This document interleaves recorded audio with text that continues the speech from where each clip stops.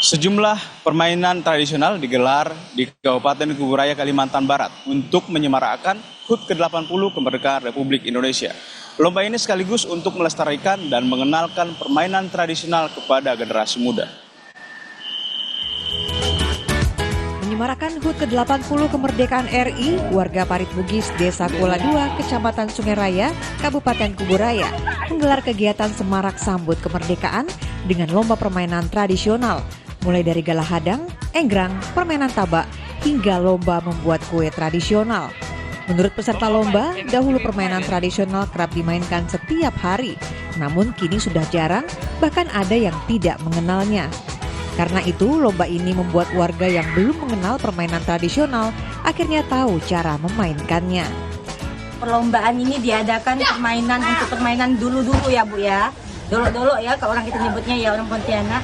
Sekarang itu permainan tradisional, istilahnya itu kayak tabak, main tabak, loncat rumah itu tahu kan Bu? Loncat rumah, engklang, sama galah hadang ibu-ibu dan bola sarung untuk ibu-ibu. Dan di sini juga kita mengadakan perlombaan buat kue tradisional, kue dulu-dulu Bu.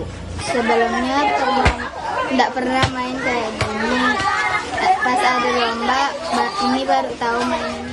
Selain upaya melestarikan permainan tradisional, lomba ini juga agar masyarakat bisa memaknai kemerdekaan tidak hanya perjuangan, tapi juga permainan tradisional.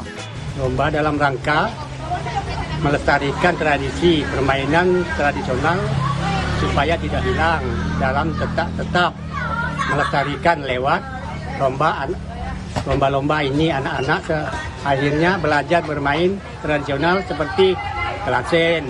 Lewat lomba ini diharapkan permainan tradisional dapat terus lestari, beriringan dengan perkembangan dan kemajuan zaman. Samsul Hardi, Kompas TV, Kuburaya, Kalimantan Barat.